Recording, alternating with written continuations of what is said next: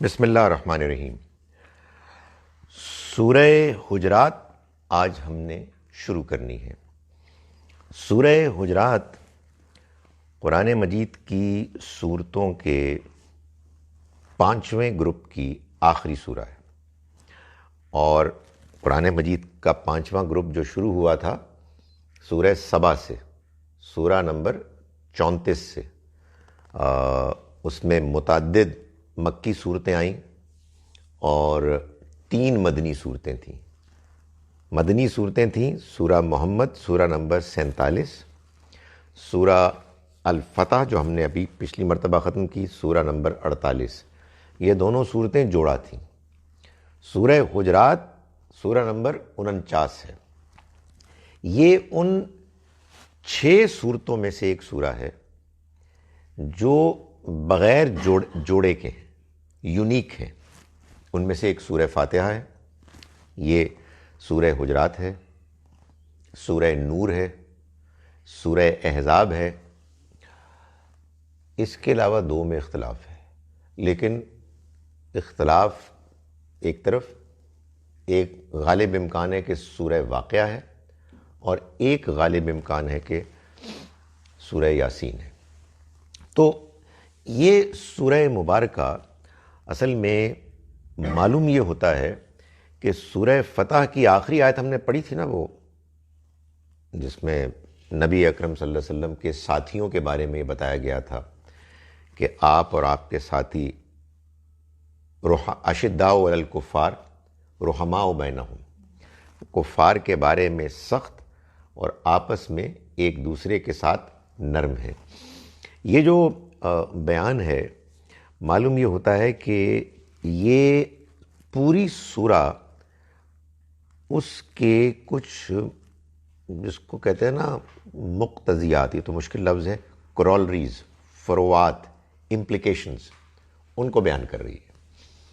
کیا مطلب یہ کہ وہ کیا طریقہ ہے، وہ کیا اصول ہیں جن کو آپ پیش نظر رکھیں گے تو آپ ایک مسلمان معاشرے میں رحماء بینہم بن جائیں گے، یہ بتایا گیا ہے۔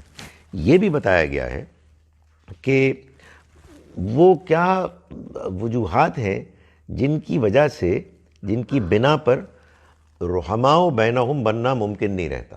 دل کٹ جاتے ہیں، آپس میں اختلافات ہو جاتے ہیں، لوگ ایک دوسرے کے مخالف بن جاتے ہیں، وغیرہ وغیرہ،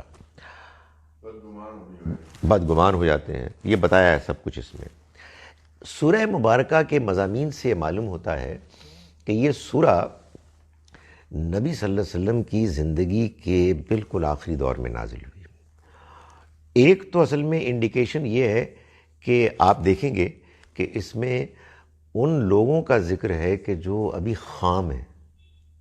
وہ ہے نا یدخلون فی دین اللہ افواجا، وہ داخل ہوں گے اللہ کے دین میں فوج در فوج۔ یعنی ایک زمانہ تھا کہ بندہ ایمان لاتا تھا تو مار کھاتا تھا، مشکلات سے گزرتا تھا، صبر کرتا تھا، ایک طویل عرصے تک آزمائشوں کی بھٹی سے گزر کے وہ پھر سونا کندن بن جاتا تھا۔ ایک یہ ہے کہ لوگ بس آ گئے، پورا قبیلہ مسلمان ہوا، سارے مسلمان ہو گئے، اب وہ بیچارے ان کو کچھ پتہ ہی کچھ نہیں، بالکل خام قسم کے را، انٹرینڈ، تو ان کا ذکر ہے۔ ساتھ ہی ساتھ یہ بھی بتایا گیا ہے کہ یہ جو بعد میں اگر کبھی خدا نہ خواستہ مسلمانوں کے آپس میں جھگڑے ہوئے تو پھر کیا ہوگا، پھر کیا کرنا چاہیے؟ اللہ کے پیغمبر کی موجودگی میں تو اس کا بڑا کم امکان تھا۔ کچھ نہ کچھ نظر آئی کچھ چیزیں، مگر آپ کی شخصیت کے سامنے سب ختم ہو جاتا تھا۔ مگر جب آپ دنیا سے رخصت ہونے والے تھے تو معلوم ہوتا ہے کہ یہ ہدایت دینی بھی ضروری تھی۔ تو کسی نے غلط نہیں کہا کہ جب کہ پورا قرآن اصل میں نبی صلی اللہ علیہ وسلم کی زندگی، آپ کی موجودگی میں رہنمائی دیتا ہے، ہمارے لیے بھی رہنمائی ہے، لیکن اصلاً رہنمائی ہے اس زمانے کے لیے کہ جب آپ موجود ہیں، آپ کا مشن ہے جس مشن کو آپ اکمپلش کرنے کے لیے دنیا میں تشریف لائے. یہ سورہ آن دا کنٹری آپ کے بعد کے زمانے کے لیے. تو یہ جناب سورہ حجرات کی کچھ تمہید تھی. اب میں اس کو پڑھنا شروع کر رہا ہوں. اعوذ باللہ من الشیطان الرجیم، بسم اللہ الرحمن الرحیم. یا ایھا الذین آمنوا، اے ایمان والو، لا تقدموا بین یدی اللہ ورسولہ، تم اللہ اور اس کے رسول سے اپنے آپ کو آگے نہ بڑھاؤ، مقدم نہ کرو. آگے نہ بڑھاؤ یعنی اپنی رائے کو ان کی رائے سے زیادہ اہم نہ سمجھو. واتقوا اللہ، اور اللہ کا تقوی اختیار کرو، یعنی اللہ سے ڈرو. تم سوچو یہ کیا کر رہے ہو کہ تم مسلمان ہوئے ہو اور اپنے مسلمان ہونے پر تم سمجھتے ہو کہ تم نے بڑا احسان کیا ہے، اور پیغمبر صلی اللہ علیہ وسلم کی مجلس میں تم آتے ہو اور ایسے گفتگو کرتے ہو کہ جیسے تمہاری رائے زیادہ سمارٹ ہے اور تم زیادہ بہتر جانتے ہو. خدا کے واسطے اپنا مقام پہچانو اور اپنے آپ کو درست کرو. تم جن کی مجلس میں ہو تمہیں ان سے سیکھنا چاہیے، تربیت پانی چاہیے. اس میں جس طرح سے بات کی گئی ہے اس میں ایک اور بات بھی بیان کی گئی ہے کہ تم اپنی رائے کو اللہ اور اس کے رسول کی رائے پر مقدم مت کرو.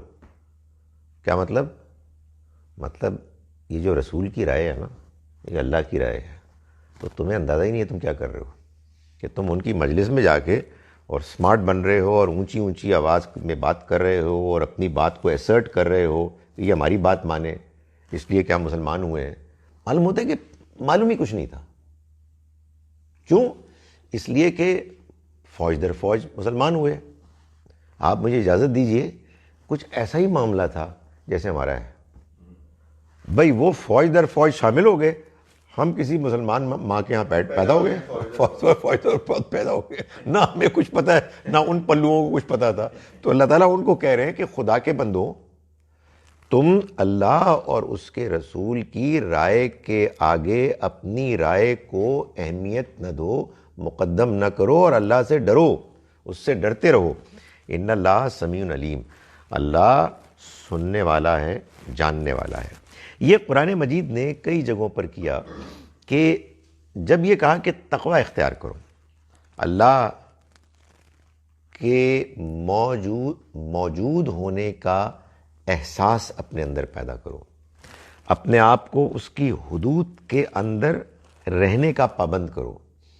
تو یہ جو اللہ تعالیٰ بیان فرماتے ہیں اس طرح کی بات، آنیسٹلی لیٹس فیس اٹ، یہ بس ایک سٹیٹمنٹ ہے. جیسے کوئی کہے کہ دیکھو آؤ ہم نیک بنتے ہیں، بڑی اچھی بات ہے، تھینک یو سر، فنشڈ. کیونکہ تو جملہ ختم ہو جائے گا اور نیکی ختم ہو جائے گی جب تک کہ آپ یہ نہ بتائیں کہ نیک کیسے بنے. تو اللہ تعالیٰ یہ کہہ رہے ہیں کہ اللہ کا تقوی اختیار کرو، اللہ سے ڈرو، اللہ کی حدود کے پابند ہو. سر جی کیسے؟ اس کو آخر میں بتایا ہے کہ ان اللہ سمیع علیم، اللہ سب کچھ سنتا ہے، اللہ سب کچھ جانتا ہے.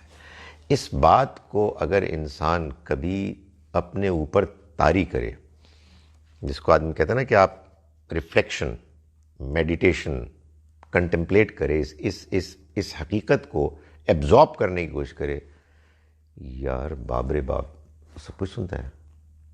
یہ جو میں نے ابھی فضول باتیں کی تھیں وہ سن رہا تھا اور سب کچھ جانتا ہے، میری نیتوں سے واقف ہے. میں جو پیٹھ پیچھے باتیں کرتا ہوں وہ بھی جانتا ہے، میں سامنے کرتا ہوں وہ بھی جانتا ہے، میں روشنی میں کرتا ہوں اس سے بھی واقف ہے، اور جو میں اندھیروں میں کرتا ہوں اس سے بھی واقف ہے. تھوڑی دیر کے لیے اگر آپ خاموشی کے ساتھ اکیلے میں اس پر غور کریں نا تو وہ چیز ایٹ لیسٹ پیدا ہونی شروع ہو جاتی ہے.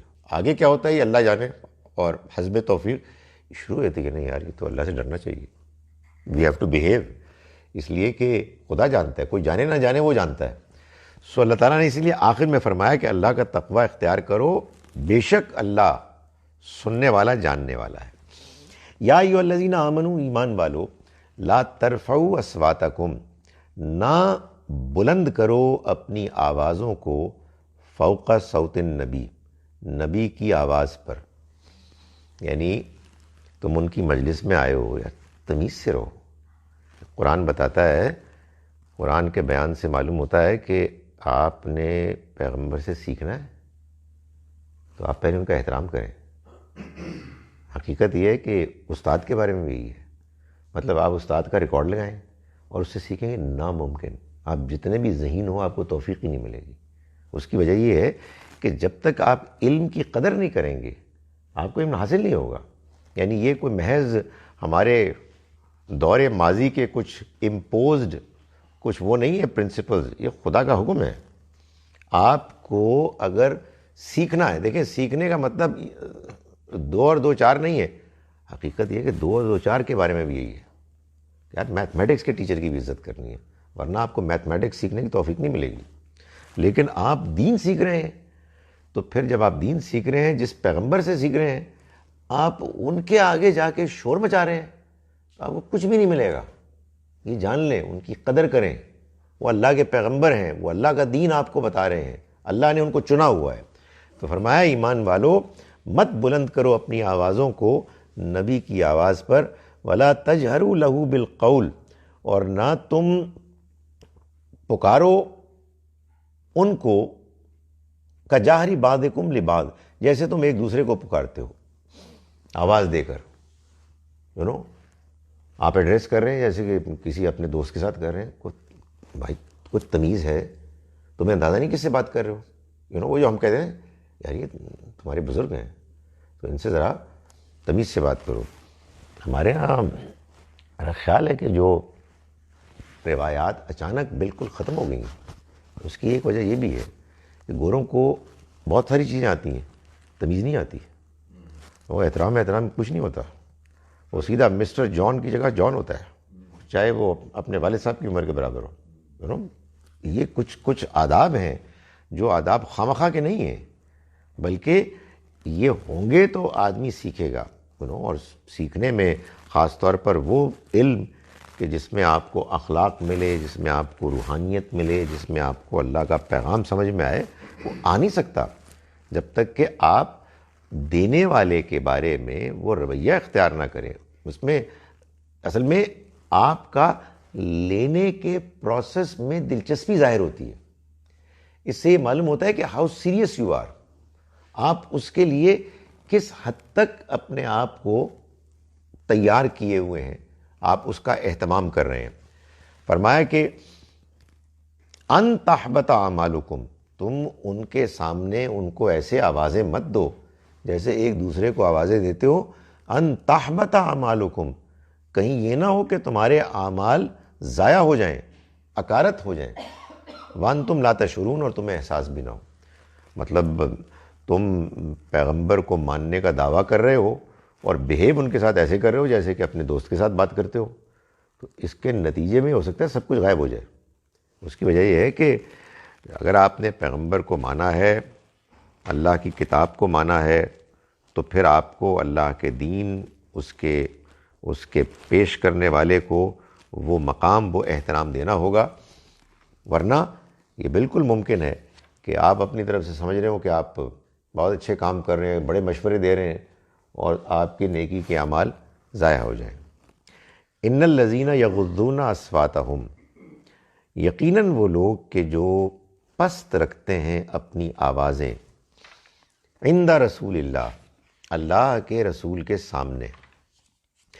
اولئک الذین امتحن اللہ قلوبہم للتقوی، یہ لوگ ہیں کہ اللہ نے چن لیا ہے جن کے دلوں کو تقوی کے لیے. یعنی وہ صحابہ کرام جو پیغمبر صلی اللہ علیہ وسلم کی مجلس میں آتے تو ان کے ادب احترام میں جب بات کرتے تو اپنی آواز کو دھیمی رکھتے. آواز کو دھیمی رکھنے کا مطلب یہ نہیں ہے کہ آپ سرگوشی کرنی شروع کر دیں، یا کوئی آدمی جو اونچی آواز رکھتا ہے اس کی آواز کی پچ ہی ویسے ہی نیچرلی اونچی ہوتی ہے. بعض لوگ ہوتے ہیں جو سرگوشی کرتے ہیں اور 50 لوگ جو ہیں پیچھے جان رہے ہوتے ہیں کیا بول رہے ہیں. ہوتا ہے بندے خاموش نہیں ہو سکتے، یعنی وہ دھیمے نہیں ہو سکتے. ایسے لوگ ہم جانتے ہیں، میں جانتا ہوں. کان میں بات کرتے تھے اور وہ دور تک آواز آتی تھی. سو ان کو یہ نہیں کہا جا رہا کہ آپ اپنی آواز کی واقعی والیوم کو ڈاؤن کریں، یعنی آپ کی آواز کے بیان میں ایک پستی ہونی چاہیے، ایک احترام ہونا چاہیے۔ تو وہ لوگ جو اس کا اہتمام کرتے ہیں، اللہ تعالیٰ فرماتے ہیں یہی لوگ ہیں جن کے دلوں کو اللہ نے چن لیا۔ امتحانہ یہی وہی ہے، جانچا، امتحان لیا اور چن لیا۔ کس کے لیے؟ تقوی کے لیے۔ وہی تقوی جو پیچھے بیان ہوا تھا۔ یہ تقوی جو ہے یعنی اللہ کی حدود کا احترام اور اس کے اندر رہنا، اس کے موجود ہونے کا احساس، یہ ایسے ہی نہیں آ جاتا، یعنی یہ اللہ دیتا ہے۔ کیسے دیتا ہے؟ آپ کے بیہیویئر سے۔ آپ کے اندر وہ ادب احترام پیدا ہوا اللہ کے پیغمبر کے لیے، اللہ کے دین کے لیے، اللہ کی کتاب کے لیے، تو اللہ پھر ایسے دلوں کے اندر وہ فیلنگ پیدا کر دیتا ہے۔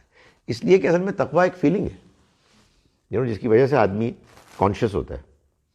دوسرا آدمی کو کہے کہ یار اس کو یہ کیا پرابلم ہے، اس کو یار ہی از بینگ ٹو سیریس، تو اس کو یہ معلوم ہی نہیں ہے کہ اس کے اندر ایک احساس ہے جو دوسرے کے اندر نہیں ہے۔ اور اللہ تعالیٰ یہ فرما رہے ہیں کہ وہ یہ احساس پیدا کرتے ہیں خود اللہ لوگوں کے دلوں میں جب ان کا بیہیویئر ٹھیک ہوتا ہے۔ یہ وہی بات ہے جو قرآن کنسسٹنٹلی کرتا ہے کہ آپ صحیح رویہ اختیار کریں گے آپ کو ہدایت ملے گی، آپ غلط رویہ اختیار کریں گے آپ گمراہ ہو جائیں گے۔ ایک جگہ دیکھیں کتنے قرآن اپنی بات کو، جو اہم باتیں ہیں ساری، کہ ممکن ہی نہیں ہے کہ قرآن نے اس کو نہ سمجھایا ہو، آخری حد تک سمجھایا۔ سورہ صف میں اللہ تعالیٰ نے فرمایا، آگے ہم پڑھیں گے انشاءاللہ، فلما زاغوا، جب وہ ٹیڑھے ہو گئے، ازاغ اللہ قلوبہم، اللہ نے ان کے دل ٹیڑھے کر دیے۔ دل ٹیڑھے کر دیے مطلب بات ہی نہیں سمجھ میں آتی اب۔ سو یہ بڑی سخت بات ہے۔ میں ہمیشہ یہ کہتا ہوں کہ دنیا کی سب سے بڑی ٹریجڈی یہ ہے کہ انسان کا دل اللہ کے پیغام کو سمجھنے اور اس سے متاثر ہونے کی صلاحیت سے محروم ہو جائے۔ اسی کو دل ٹیڑھا ہونا کہتے ہیں، اسی کو زنگ آلود ہونا کہتے ہیں دل۔ تو فرمایا کہ اس کے برعکس وہ لوگ کہ جو اللہ کے رسول کے سامنے اپنی آوازوں کو پست رکھتے ہیں، دھیما رکھتے ہیں، یہ وہ لوگ ہیں کہ جن کے دلوں کو اللہ نے چن لیا ہے تقوی کے لیے، کہ ان میں تقوی پیدا ہوگا۔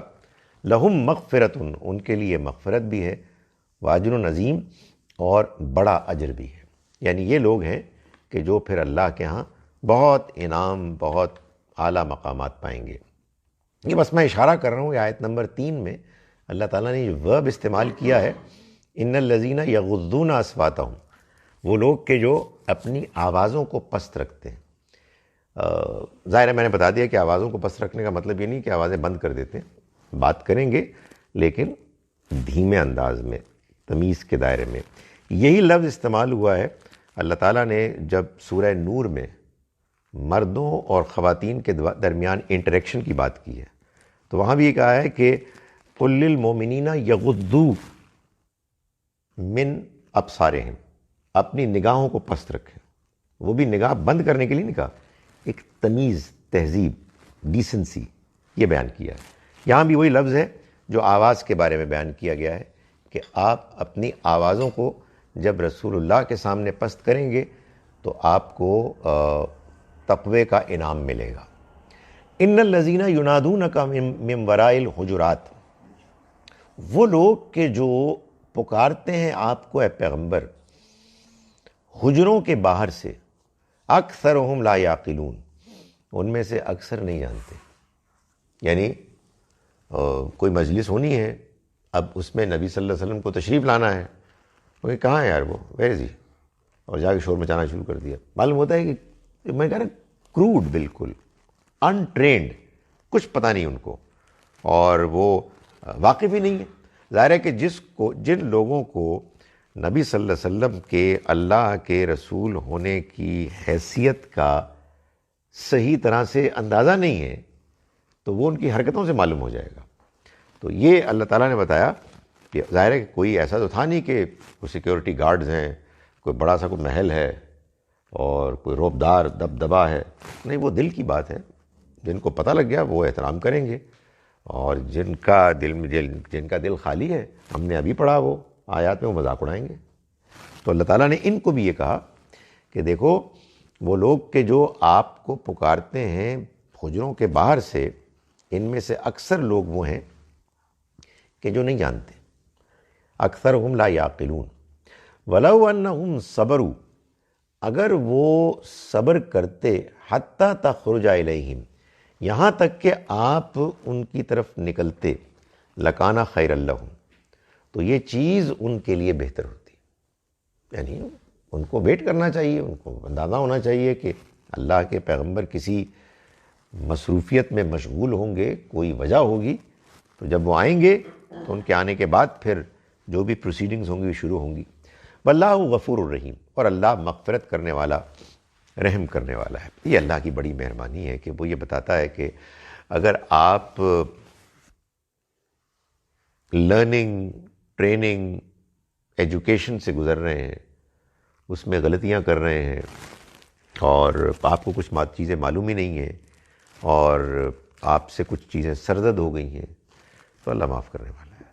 یعنی ایسا نہیں ہے کہ آپ کی ان باتوں پر آپ کو پکڑ لے گا کہ جن باتوں پر آپ کو ابھی پوری طرح سے احساس ہی نہیں ہوا، آپ پوری طرح سے اس کو جان ہی نہیں پائے۔ یہ کنسسٹنٹ اللہ کی پالیسی، اس نے ہر معاملے میں یہ کیا ہوا ہے کہ جن لوگوں کو بات ہی معلوم نہیں ہے، یا ابھی وہ لرن کر رہے ہیں، اس میں کوئی غلطی ہو جائے تو اللہ معاف کرنے والا ہے۔ یعنی ایک طرف ادب احترام سکھایا، اور دوسری طرف یہ بھی حوصلہ دلایا کہ بھائی آدمی ایسا نہ خوف میں مبتلا ہو جائے کہ جس کے بعد معلوم ہو کہ کوئی چیز نہ پوچھی جا سکتی ہے، نہ سمجھی جا سکتی ہے، بس ڈرتے رہیے۔ ایک ادب کے اس سلسلے کے چکر میں بالکل ہی آپ لرزتے رہیں اور نہ جان سکیں۔ نہیں، فرمایا کہ اللہ مغفرت کرنے والا اور رحم کرنے والا ہے۔ فرمایا یا ایھا الذین آمنوا ان جاءکم فاسق بنبأ، ایمان والو اگر کوئی فاسق تمہارے پاس آئے، بنبأ کسی اہم خبر کے ساتھ، فتبینوا تو تم اس کی تحقیق کر لیا کرو۔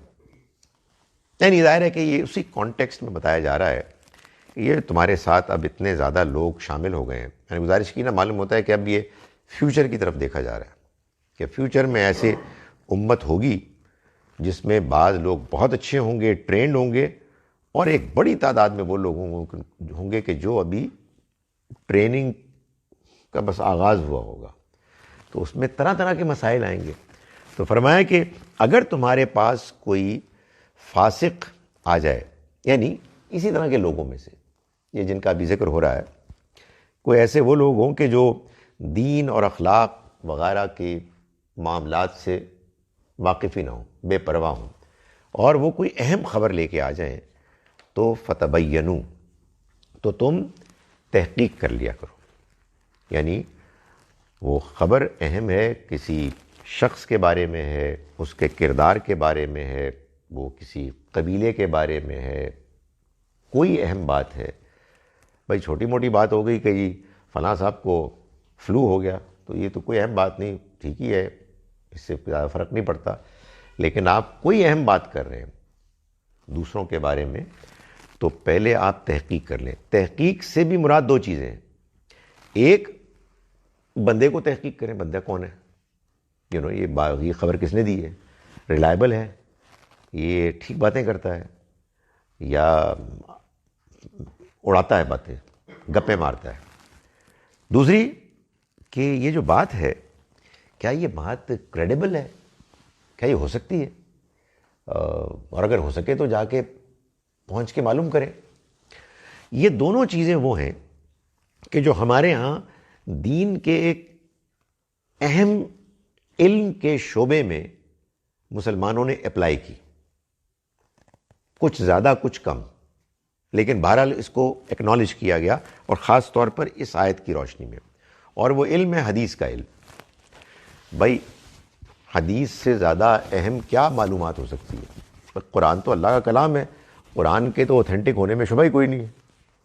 نبی صلی اللہ علیہ وسلم کے قلب مبارک پر نازل ہوا, آپ کو یاد ہو گیا, مسلمانوں کو یاد ہو گیا, مسلمانوں نے پڑھنا شروع کیا, ہر جگہ قرآن آ گیا. تو قرآن میں تو اگر کوئی غلطی کرتا ہے تو اس کے بعد سجدہ سہو ہو جاتا ہے. لوگ بعد میں کہتے ہیں جی آپ نے یہ نہیں یہ پڑھنا تھا. تو اس لیے کہ وہ تو بالکل مشہور و معروف چیز ہے. سنت اسی طرح سے نماز ہے. نماز میں کیا غلطی ہو سکتی ہے بھائی؟ ہر رکعت میں آپ نے 1 رکوع کرنا ہے, 2 سجدے کرنے ہیں, سورہ فاتحہ پڑھنی, سب کو معلوم ہے. لیکن نبی صلی اللہ علیہ وسلم کی باتیں جن کو ہم حدیث کہتے ہیں, یہ لوگوں نے بتائی ہیں. تو جب لوگوں نے بتائی ہیں تو پھر یہ بھی کرنا ہوگا کہ آپ یہ دیکھیں لوگ کون ہیں. تو اس وجہ سے ہمارے ہاں امت میں حدیث پر کام کرنے والوں نے اسماء اور رجال کا ایک لمبا چوڑا کام کیا. یعنی ایک ڈیٹا بیس ہے, hundreds and thousands of people جن کے بارے میں معلومات ہے کہ فلاں صاحب ریلائبل ہیں یا نہیں ہیں, ان کا کیا بیک گراؤنڈ ہے, تاکہ اگر وہ کسی حدیث کی چین میں, آپ کو معلوم ہے حدیث کا ایک چین ہوتا ہے, چین آف نیریٹرز. حدیث اصل میں 2 چیزوں پر مشتمل ہوتی ہے, ایک اس کا ٹیکسٹ متن اور ایک اس کی سند, جس میں وہ راوی بیان کرنے والے لوگ ہیں جنہوں نے کہ حضور سے ان محدث تک پہنچایا. جب امام بخاری یہ کہتے ہیں کہ نبی صلی اللہ علیہ وسلم نے یہ بات فرمائی, تو صرف یہی نہیں کہتے, بلکہ وہ یہ کہتے ہیں میں نے یہ بات ان سے سنی, انہوں نے یہ ان سے سنی, انہوں نے ان سے سنی, انہوں نے ان سے سنی, انہوں نے حضور سے سنی. تو اب یہ 4-5 جو ان آئے ہیں, ان سب کی تحقیق, اس لیے کہ بات بڑی اہم ہے, رسول اللہ کی بات ہے. تو اس بنیاد پر ہمارے ہاں مسلمانوں نے باقاعدہ ان لوگوں کی زندگیوں کو چھان پھٹک کی, ان کی ٹٹولا, اس کی تحقیق کی. اور دوسری بات یہ کہ یار یہ جو بات بتائی جا رہی ہے, از اٹ پاسبل کہ حضور یہ فرمائے؟ قرآن کے خلاف تو آپ کوئی بات نہیں کر سکتے, سنت کے خلاف بات نہیں کر سکتے, دوسری حدیثوں کے خلاف بات نہیں کر سکتے. تو یہ بھی دیکھا گیا ہے.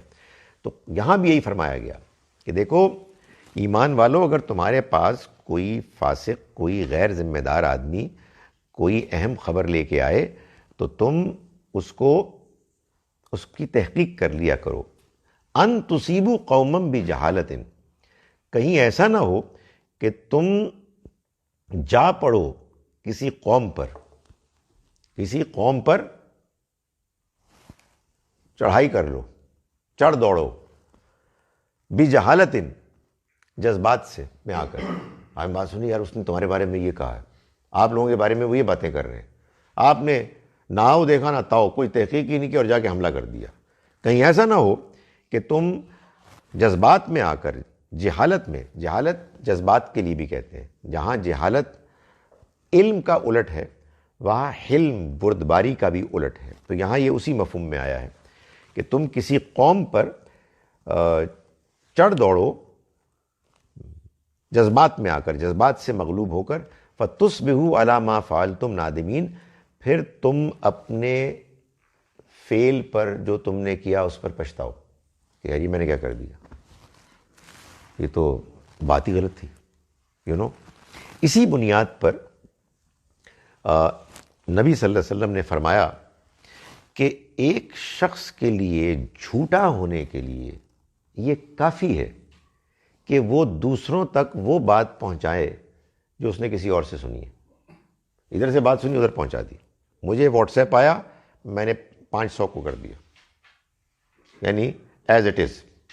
بھائی صاحب آپ نے ایک اہم خبر کہیں پہنچا دی ہے, do you know it that it's true, آپ نے کوئی اس کو کنفرم کیا ہے؟ تو یہ بات جو حضور نے فرمائی ہے یہ بے مثال بات ہے کہ آپ اگر جھوٹا بننا چاہتے ہیں نا تو آپ ایک کان سے سنیں اور مجمع میں اعلان کر دیں کہ یہ بات ہے اور یہ ہے. بڑا گناہ ہے بھائی یہ کہ اے ایمان والو, اگر تمہارے پاس کوئی غیر ذمہ دار انسان کوئی بات لے کر آئے تو تم اس کی تحقیق کر لو. مبادا یہ کہیں نہ ہو کہ تم کسی قوم کے اوپر کوئی اقدام کر دو اور پھر بعد میں تم اپنے کیے پر پچھتاؤ. اقدام کرو جذبات میں آ کر.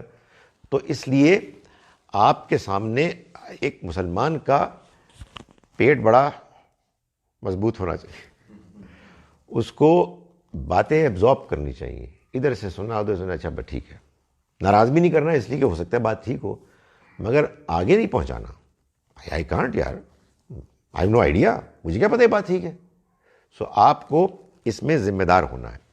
تو اب یہ دیکھیں، یہ وہ ساری باتیں ہیں کہ جو معلوم ہوتا ہے کہ آئندہ ہونے کا خدشہ تھا. ظاہر ہے جو ہم مسلمانوں میں لڑائیاں ہوئیں، غلط فہمیاں ہوئیں، اس میں بڑا فیکٹر یہ تھا. وہ جناب یہ کہہ رہے ہیں آپ،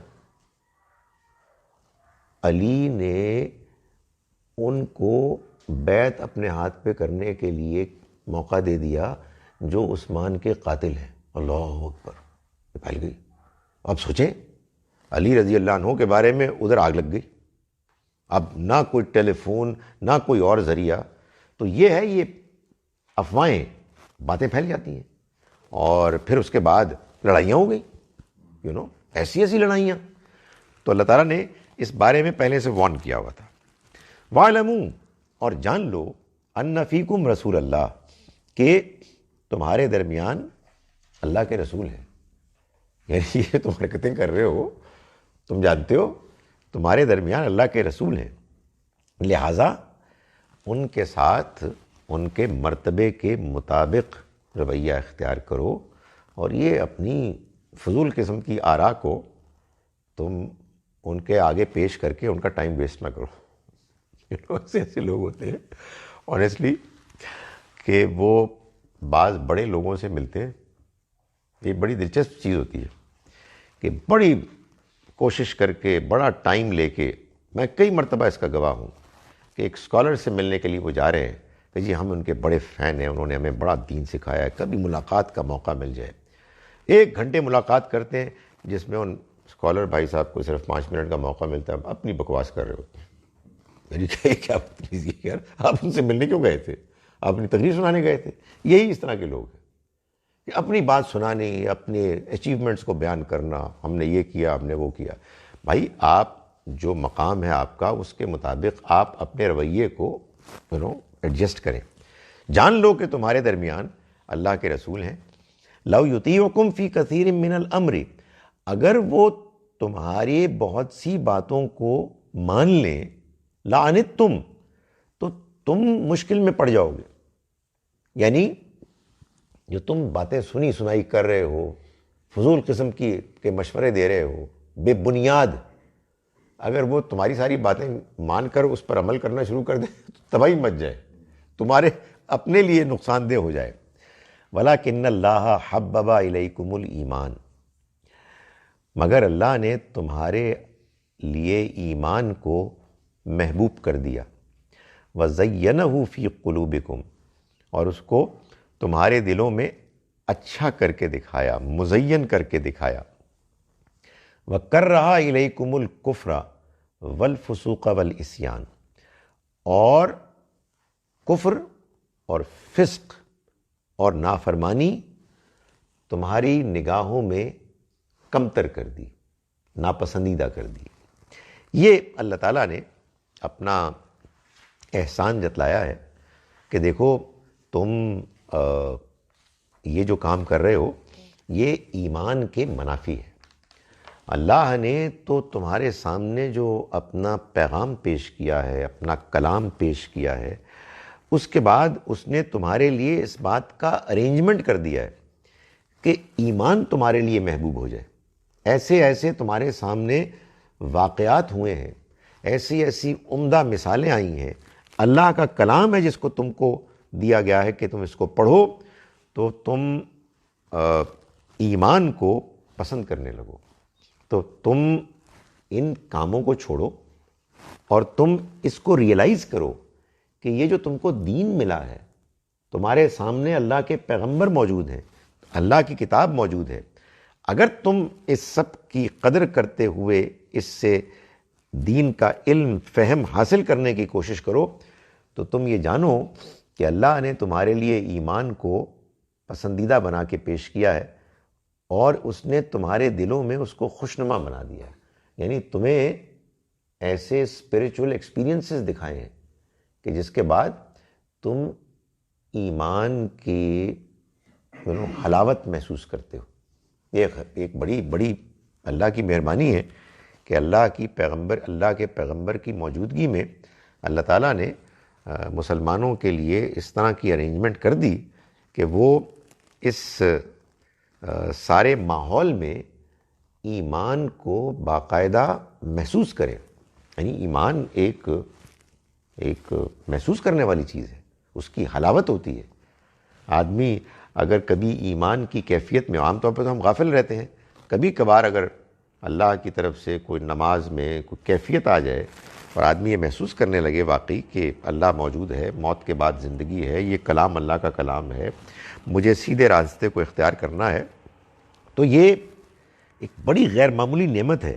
اللہ اس نعمت کو جتلا رہا ہے کہ اللہ نے تمہارے لیے ایمان کو محبوب کر دیا اور اس کو خوشنما کر دیا، تمہارے دلوں میں اٹریکٹیو بنا دیا. سچی بات ہے کہ اصل چیز تو اٹریکٹیو ہی ہے، اٹریکشن ہی ہے نا، گلیمر. آدمی جس کی طرف مائل ہو جائے، جس چیز کو وہ پسند کرنے لگے، وہ اسی کی طرف مائل ہو جاتا ہے، جھک جاتا ہے. تو اللہ تعالیٰ نے یہ صحابہ کرام کے بارے میں بتایا، خاص طور پر ان میں جو لوگ آگے بڑھے ہوئے تھے ایمان میں، قربانی میں، کہ اللہ نے ان کے دلوں میں ایمان کو محبوب، خوشنما بنا کر پیش کر دیا. وَكَرَّهَ إِلَيْكُمُ الْكُفْرَ وَالْفُسُوقَ وَالْعِصْيَانَ، اور کفر اور نافرمانی اور فسق یعنی اخلاقی برائیاں اور نافرمانی کو تمہاری نگاہوں میں گرا دیا، اس کو ایسے پیش کیا، اس کو ایسے بیان کیا کہ تمہیں اس بات کا احساس ہو کہ ناپسندیدہ ہے. یہ حقیقت ہے. نافرمانی، برائی، بد اخلاقی ہماری فطرت میں بھی اس کے خلاف اللہ تعالیٰ نے بہت کچھ اہتمام کیا ہے کہ ہم اس کو ناپسند کریں، لیکن بندہ اگنور کر دیتا ہے اس کو. تو اللہ نے اپنے کلام کے ذریعے سے بھی ہم کو انکریج کیا ہے کہ ہم اچھے کام کریں، ایمان کو حاصل کرنے والی کے راستے کو اختیار کریں، اور جو برائیاں ہیں ان سے دور ہوں. اس میں جو ایک سگنیفیکنٹ بات ہے وہ یہ ہے کہ جب پازیٹیو بات بیان کی تو صرف ایمان کو بیان کیا کہ حبب الیکم الایمان، لیکن جب اس کے الٹ کو بیان کیا تو صرف کفر بیان نہیں کیا، بلکہ فرمایا کہ وَكَرَّهَ إِلَيْكُمُ الْكُفْرَ وَالْفُسُوقَ وَالْعِصْيَانَ، اور اس نے ناپسندیدہ بنا دیا تمہارے لیے کفر کو، فسق کو یعنی حد سے آگے بڑھنے کو، بد اخلاقی کو اور نافرمانی کو. وہ کیوں کیا؟ وہ اس لیے کیا تاکہ یہ بات معلوم ہو کہ یہ سب چیزیں ایمان کے خلاف ہیں. ایمان کے خلاف صرف کفر ہی نہیں ہے. ایمان اگر انسان کے اندر ہے تو وہ بد اخلاقی بھی نہیں کرے گا، وہ اللہ کے دین کی، اللہ کے پیغمبر کی نافرمانی بھی نہیں کرے گا. یہ بھی عام طور پر ایک غلط فہمی ہوتی ہے کہ ہم تو مومن ہیں، کیا مطلب ہم نے کفر نہیں کیا؟ نہیں، یہ کافی نہیں ہے. آپ کے مومن ہونے اور کفر نہ کرنے کا ثبوت یہ ہے کہ آپ کا اخلاق ٹھیک ہو اور آپ دین کے ساتھ سنجیدگی کے ساتھ وابستہ ہوں. فرمایا اولئک ھم الراشدون، یہی لوگ ہیں کہ جو اصل میں کامیاب ہیں، یہی لوگ ہیں جن کو کہ اللہ تعالیٰ نے رشد اور ہدایت سے نوازا ہے، سیدھے راستے پر گامزن ہے. فضلا من اللہ و نعمہ، یہ اللہ کا فضل اور اس کی نعمت ہے. واللہ علیم حکیم، اور اللہ علم والا ہے اور حکمت والا ہے. یعنی اللہ جانتا ہے کہ کون ہے کہ جو اس ایمان کو ڈیزرو کرتا ہے، اور وہ جانتا ہے کہ کون ڈیزرو نہیں کرتا. اس لیے وہ لوگوں کے دلوں میں ایمان اور تقوی کے پیدا ہونے کا فیصلہ کرتا ہے اپنے علم کی بنیاد پر. اور وہ حکیم ہے، حکمت والا ہے. وہ لوگوں کو بار بار موقع فراہم کرتا ہے، نافرمانیوں کے باوجود وہ اپرچونٹیز دیتا ہے، اس لیے کہ اس کے ہاں حکمت ہے. وہ اچانک لوگوں کو کسی ایک چھوٹی سی بات پر نہیں پکڑتا، وہ تو موقع پر موقع دیے چلے جاتا ہے. یہ بات بیان فرمائی. اس کے بعد فرمایا وَإِن طَائِفَتَانِ مِنَ الْمُؤْمِنِينَ، اور اگر اہل ایمان میں سے دو گروہ اقتتلوا، آپس میں لڑ پڑے، فَأَصْلِحُوا بَيْنَهُمَا، تو تم ان دونوں کے درمیان صلح کرا لو. یعنی باہر سے بیٹھ کر نظارہ کرنے والے اور انجوائے کرنے والے نہ بنو، بلکہ اپنا رول ادا کرو کہ مسلمانوں کے دو گروہوں میں آپس میں لڑائی ہو گئی ہے. یہ لڑائی ظاہر ہے کہ جس طرح سے بیان ہوئی ہے بڑے گروہوں کی بات ہے. آپ دیکھیں قرآن مجید میں بات بیان ہوئی ہے اور اس کے بعد ہی لڑائیاں ہوئی ہیں. تو اللہ تعالیٰ نے فرمایا کہ اگر دو گروہوں میں لڑائی ہو جائے تو پھر جو باقی لوگ ہیں وہ ان کے درمیان صلح کرا لیں. فَإِن بَغَتْ إِحْدَاهُمَا عَلَى الْأُخْرَى، اب صلح ہو گئی، پھر اگر کوئی ایک دوسرے پر زیادتی کرے، یعنی دو گروہ تھے، جی میں سمجھانے کے لیے کہہ رہا ہوں، ایران اور سعودی عربیہ، ان کی آپس میں ٹینشن ہوئی، باقی تمام مسلمانوں نے ان کو مجبور کیا کہ آپ نے آپس میں صلح کرنی ہے. فرمایا کہ فَإِن بَغَتْ إِحْدَاهُمَا، پھر اگر ان دونوں میں سے کسی ایک نے زیادتی کی تو فَقَاتِلُوا الَّتِي تَبْغِي، جو زیادتی کرے اس سے جنگ کرو.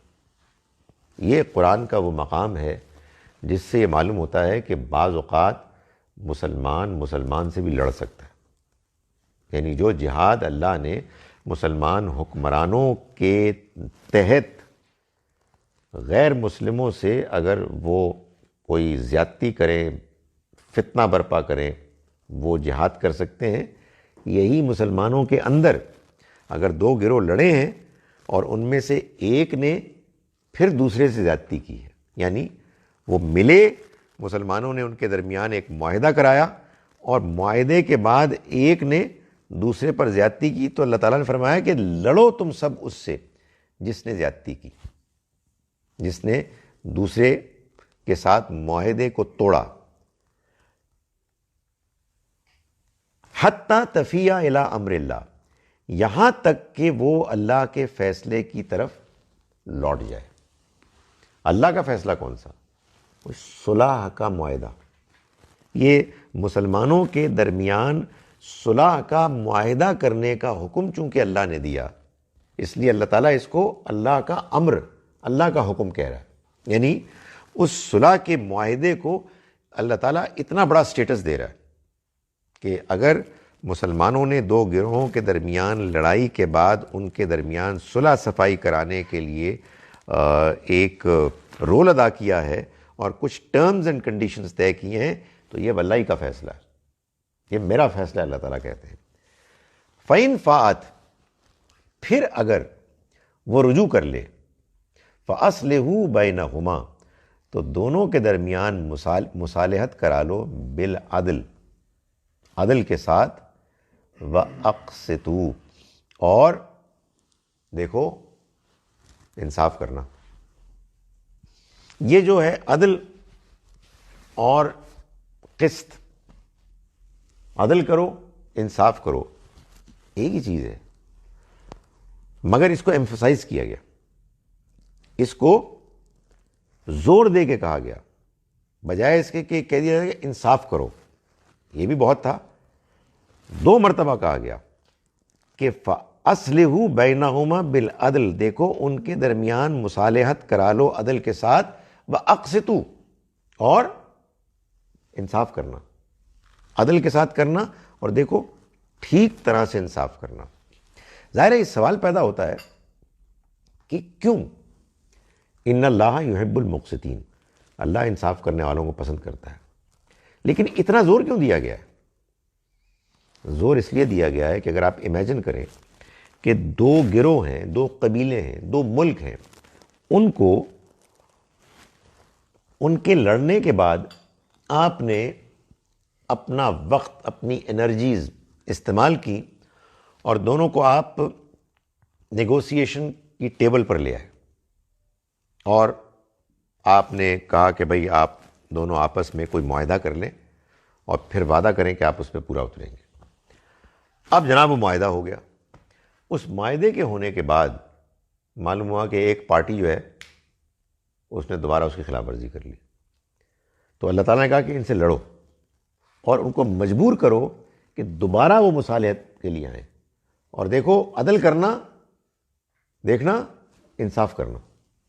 یہ زور اس لیے دیا ہے کہ آپ جب دوسری مرتبہ بیٹھیں گے تو تمام مسلمان ان کے خلاف ہوں گے، اور جب آپ کسی کے خلاف ہو جاتے ہیں نا تو پھر آپ انصاف نہیں کرتے، پھر آپ متعصب ہوتے ہیں، اور اللہ یہ چاہتا ہے کہ ہم انصاف کریں۔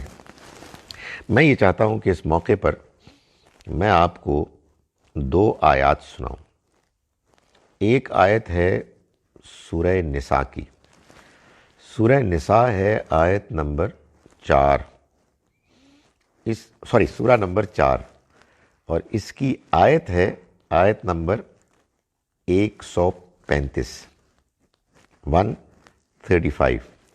اللہ تعالیٰ کا ارشاد ہے، یا ایھا الذین آمنوا، ایمان والو، کونوا قوامین بالقسط شہداء للہ، اللہ تم حق پر قائم رہو، کونوا قوامین بالقسط، حق پر قائم رہو، شہداء للہ، اللہ کے لیے شہادت دیتے ہوئے، یعنی ہر حال میں حق پر قائم رہو، انصاف کرو۔ ولو علی انفسکم، اگرچہ کہ یہ گواہی خود تمہارے اپنی ذات کے خلاف جائے، اول والدین، یا والدین کے خلاف جائے، والاقربین، یا رشتہ داروں کے خلاف پڑے، تم نے ہر حال میں حق کا ساتھ دینا ہے اور انصاف کرنا ہے۔ یہی بات یہاں اللہ تعالیٰ کہہ رہے ہیں کہ تعصب کوئی چیز ہی نہیں ہوتی، مطلب ہوتی ہے تعصب کوئی حیثیت نہیں رکھتی ایک بندہ مومن کے سامنے کی، کہ یہ آپ کسی ایک گروہ سے اتنے متاثر ہوئے کہ اب آپ کو پرواہ ہی نہیں ہے کہ دوسرے کے ساتھ آپ جو بھی زیادتی کریں۔ تو فرمایا کہ دیکھو، اگر تم مسلمان ہو تمہیں انصاف کرنا ہے، چاہے اس کا نتیجہ کچھ بھی نکلے، تمہارے خلاف ہو، تمہارے والدین کے خلاف ہو، تمہارے رشتہ دار، اب یار پلیز مجھے اس سے دور رکھیں، یہ اس میں میرے رشتہ دار انوالوڈ ہیں، سو میں تو اس میں نہیں پڑھوں گا۔ تو آپ کو اگر حق بات کہنی ہے، گواہی دینی ہے، تو اس میں کسی کی پرواہ نہیں کرنی چاہیے۔ یہ پہلی آیت ہے۔ دوسری آیت جو ہے وہ اگلی سورہ میں، سورہ مائدہ، اس سے معلوم ہوا کہ دیکھیں صورتیں کیسے جوڑا ہوتی ہیں۔ حیرت انگیز بات ہے کہ اگلی سورہ، سورہ مائدہ کی آیت نمبر 8 ہے، جس میں اللہ تعالیٰ یہی بات کہہ رہے ہیں لیکن اس کا ایک اور پہلو نمایاں کر رہے ہیں۔ یا ایھا الذین آمنوا، ایمان والو، کونوا قوامین شہداء بالقسط، عدل کے علم بردار بنو، اللہ کے لیے شہادت دیتے ہو، وہی بات، لیکن اس میں ایک دوسرا پہلو بیان کیا، وَلَا يَجْرِمَنَّكُمْ شَنَانُ قَوْمٍ عَلَىٰ أَلَّا تَعْدِلُوا، اور دیکھو کسی قوم کی دشمنی تمہیں اس بات پر نہ ابھارے کہ تم انصاف نہ کرو، کسی قوم کی دشمنی تمہیں نہ ابھارے کہ تم انصاف نہ کرو، اعدلوا، انصاف کرو، ہوا اقرب للتقوی، یہ تقوی کے قریب ترین ہے۔ یہی وہ بات میں، تقوی ایسے نہیں ملے گا، آپ انصاف کریں گے تو تقوی ملے گا۔ تو یہ بات کہ مسلمان متعصب ہو، یہ بات کہ مسلمان ون سائیڈڈ ہو، یہ کہ مسلمان ایک ہی بات سن رہا ہو اور دوسری بات نہ سن رہا ہو، یہ کیسے ہو سکتا ہے؟ یہ نہیں ہو سکتا۔ تو یہاں بھی یہ بتایا گیا ہے کہ دیکھو ایمان والو، تم جب ان دونوں گروہوں کی آپس میں لڑائی ہو اور تم صلح صفائی کراؤ، اور پھر ان میں سے کوئی ایک زیادتی کرے تو پھر تم اس کے خلاف لڑو اور اس دونوں کے درمیان مصالحت کراؤ اور عدل کرو، دیکھو انصاف کرنا، اللہ انصاف کرنے والوں کو پسند کرتا ہے۔ انما المؤمنون اخوۃ، ایمان والے تو آپس میں بھائی بھائی ہیں، فاصلحوا بین اخویکم، چنانچہ تم اپنے بھائیوں کے درمیان صلح صفائی کرا لو، مصالحت کرا لو، واتقوا اللہ، اور اللہ کا تقوی اختیار کرو، لعلکم ترحمون، تاکہ تم پر رحم کیا جائے۔ یعنی یہ کیسے ہو سکتا ہے کہ تم ان کو آپس میں لڑتے ہوئے دیکھو، ایک خاندان ہے، سارے اہل ایمان ایک ہی فریٹرنٹی ہیں، اس میں اگر پھوٹ پڑ جائے گی تو تمہارے خاندان میں پھوٹ پڑی ہے، تمہارا اپنا یہ سارا قبیلہ ہے، تمہاری اپنی قوم ہے، تو اس میں اگر پھوٹ پڑی ہے، یہ آپس میں لڑے ہیں، تو تمہارے اندر اس کا درد ہونا چاہیے اور تم اس کی اصلاح کرو۔ چنانچہ کسی نے یہ بات صحیح کہی کہ یہ اصل میں یہ جو سورہ مبارکہ ہے یہ مسلمانوں کے اتحاد کی سورہ ہے۔ اس میں اللہ تعالیٰ نے جو بھی ہدایات دی ہیں، ان ہدایات پر اگر آپ عمل کریں، چھوٹے موٹے اختلافات ہو سکتے ہیں، نفرت، ایک دوسرے سے دشمنی، یہ نہیں ہو سکتی۔ ان کا ترجمہ میں ایک مرتبہ پھر کر رہا ہوں۔ بسم اللہ الرحمن الرحیم۔ یا ایھا الذین آمنوا، ایمان والو، لا تقدموا بین یدی اللہ ورسولہ، تم اللہ اور اس کے رسول کے سے اپنے آپ کو آگے نہ بڑھاؤ، یعنی اپنی رائے کو ان کی رائے پر مقدم کرنے کی کوشش نہ کرو، حاوی کرنے کی کوشش نہ کرو۔ واتقوا اللہ، اور اللہ سے ڈرتے رہو، ان اللہ سمیع علیم، اللہ سننے والا، جاننے والا ہے۔ یا ایھا الذین آمنوا، ایمان والو، لا ترفعوا اصواتکم، تم اپنی آوازوں کو بلند نہ کرو، فوق صوت النبی، نبی کی آواز پر، ولا تجہروا لہ بالقول، اور نہ ہی تم ان سے بات کرو اونچی آواز میں، کجہر بعضکم لبعض، جیسے تم ایک دوسرے سے بات کرتے ہو اونچی آواز میں، ان تحبط اعمالکم، کہ کہیں تمہارے اعمال ضائع نہ ہو جائیں، حبط نہ ہو جائیں، وانتم لا تشعرون، اور تمہیں اس بات کا احساس بھی نہ ہو۔ ان الذین یغضون اصواتہم، یقیناً وہ لوگ کہ جو اپنی آوازوں کو پست رکھتے ہیں، دھیما رکھتے ہیں، عند رسول اللہ، اللہ کے رسول کی موجودگی میں، ان کے سامنے، اولئک الذین امتحن اللہ قلوبہم للتقوی، یہ وہ لوگ ہیں کہ اللہ نے جن کے دلوں کو امتحان سے گزار کے چن لیا تقوی کے لیے، لہم مغفرۃ واجر عظیم، ان کے لیے مغفرت ہوگی اور بڑا اجر ہوگا۔ ان الذین ینادونک من وراء الحجرات، یقیناً وہ لوگ کہ جو پکارتے ہیں پیغمبر آپ کو حجروں کے باہر سے، اکثرہم لا یعقلون، ان میں سے اکثر نہیں جانتے۔ ولو انہم صبروا، اگر وہ صبر کرتے، حتیٰ تخرج الیہم، یہاں تک کہ آپ نکلتے ان کی طرف، ان کے پاس، لکان خیر لہم، تو یہ ان کے لیے بہتر ہوتا۔ واللہ غفور الرحیم، اور اللہ مغفرت کرنے والا، رحم کرنے والا ہے۔ یا ایھا الذین آمنوا، ایمان والو، ان جاءکم فاسق بنبأ، اگر کوئی فاسق کسی اہم خبر کے ساتھ تمہارے پاس آئے، فتبینوا، تو تم اس کی تحقیق کر لیا کرو، ان تصیبوا قوما بجہالۃ، پھر کہیں یہ نہ ہو کہ تم کسی قوم پر اقدام کر دو جذبات میں آ کر، جذبات میں بہہ کر، فتصبحوا علی ما فعلتم نادمین، پھر تم اپنے کیے پر اس کے بعد نادم ہو، پچھتاؤ۔ وَاعْلَمُوا، جان لو، ان فیکم رسول اللہ، تمہارے درمیان اللہ کے رسول ہیں، لو یطیعکم فی کثیر من الامر، اگر وہ بہت سے معاملات میں تمہاری اطاعت کرنے لگیں، تمہاری بات ماننے لگیں، لعنتم، تو تم کو مشکل پڑ جائے گی، تم مشکل میں پڑ جاؤ گے۔ ولکن اللہ حبب الیکم الایمان، مگر اللہ نے تمہارے لیے ایمان کو محبوب کر دیا، محبوب کر دکھایا۔ وزینہ فی قلوبکم، اور اس کو تمہارے دلوں میں خوشنما بنا دیا۔ وکرہ الیکم الکفر والفسوق والعصیان، اور اس نے ناپسندیدہ کر دیا تمہارے لیے کفر کو، اخلاقی حدود کو پامال کرنے کو اور نافرمانی کو۔ اولئک ھم الراشدون، یہی لوگ ہیں کہ جو سیدھے راستے پر ہیں، یہی لوگ ہیں کہ جو رشد اور ہدایت پانے والے ہیں۔ فضلا من اللہ و نعمہ، اللہ کے فضل اور اس کی نعمت، اس کے احسان سے، واللہ علیم حکیم، اور اللہ جاننے والا ہے، حکمت والا ہے۔ وَإِن طَائِفَتَانِ مِنَ الْمُؤْمِنِينَ اقْتَتَلُوا، اور اگر دو گروہ اہل ایمان میں سے آپس میں لڑ پڑیں، فَأَصْلِحُوا بَيْنَهُمَا، تو ان کے درمیان صلح کرا دو۔ فَإِن بَغَتْ إِحْدَاهُمَا عَلَى الْأُخْرَى، پھر اگر ان میں سے ایک گروہ دوسرے پر زیادتی کرے، فَقَاتِلُوا الَّتِي تَبْغِي، تو لڑو اس سے کہ جس نے زیادتی کی، حتیٰ تفیء الی امر اللہ، یہاں تک کہ وہ اللہ کے فیصلے کی طرف لوٹ آئے۔ فَإِن فَاءَتْ، پھر اگر وہ لوٹ آئے، فَأَصْلِحُوا بَيْنَهُمَا بِالْعَدْلِ، تو تم مصالحت کرا لو ان کے درمیان عدل کے ساتھ، وَأَقْسِطُوا، اور دیکھو انصاف کرنا، ان اللہ یحب المقسطین، اللہ تو پسند ہی انصاف کرنے والوں کو، پسند ہی انہی کو کرتا ہے۔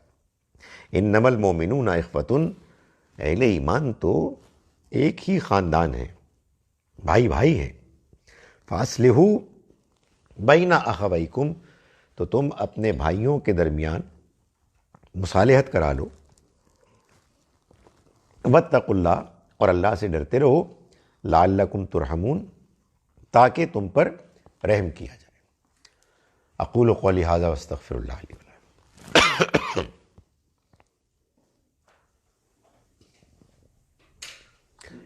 جناب ارشاد۔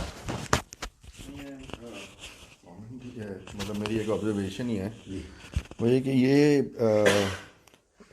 ان آیتوں سے یہ لگتا ہے کہ جو طریقہ کار تھا وحی کے نازل ہونے کا، وہ لگ یہ رہا ہے کہ وہ حضور صلی اللہ علیہ وسلم پہ آ جاتی تھی، وہ پھر کسی کو لکھوا دیتے تھے یا کوئی اور یاد کر لیتا تھا، اور مسلمانوں تک کوئی تھرڈ پرسن بھی اس کو ریسائٹ کرتا تھا یا پہنچاتا تھا۔ اس سے ایسا امپریشن پڑ رہا ہے، از دیٹ کریکٹ؟ دیکھیں، نبی صلی اللہ علیہ وسلم پر جب وحی آتی تھی تو وہ آتی تو تھی آپ پر حضرت جبرائیل کے ذریعے سے، آپ کے قلب مبارک پر وہ یعنی ایسے نازل کی جاتی کہ آپ کو یاد ہو جاتی۔ اب وہ لوگوں تک کیسے پہنچتی، اس کے مختلف طریقے ہوتے، یعنی لوگوں کو بتا بھی دیا جاتا، بعض لوگ ان کو نوٹ بھی کر لیتے جو لکھ پڑھ سکتے تھے، خاص طور پر اپنے یاد کرنے کے لیے، اور بعض اوقات یہ بھی ہوتا کہ اس میں کوئی اہم حکم ہوتا تو سنا کے پیش کر دیا جاتا۔ بہت ایسا ہوتا، اگر آپ مکی دور بہت زیادہ نوٹ نہیں ہوا، مکی دور میں جب آپ تبلیغ کرتے تو آپ کچھ نہیں کرتے، آپ کی تبلیغ یہ ہوتی کہ آپ فرماتے یہ میرے اوپر کلام نازل ہوا، اور آپ پڑھ کر سناتے، اور وہ ان کو پہنچ جاتا۔ یہاں بھی ایسا ہی لگتا ہے کہ جب لوگوں نے اس طرح کی کچھ غیر ذمہ دارانہ حرکتیں کی تو ان کے سامنے پھر یہ پڑھ کر سنا دیا گیا کہ یہ اللہ کا کلام ہے، تو ظاہر ہے کہ وہ قرآن اصل میں کچھ اور ہی تھا، اس کی کیفیت، اس کی تاثیر کہ بھائی ایک سچویشن ہے جس سچویشن میں قرآن نازل ہوا ہے، تو ظاہر ہے لوگوں نے اس کو پھر اسی حیثیت میں سمجھا اور رسپونڈ کیا۔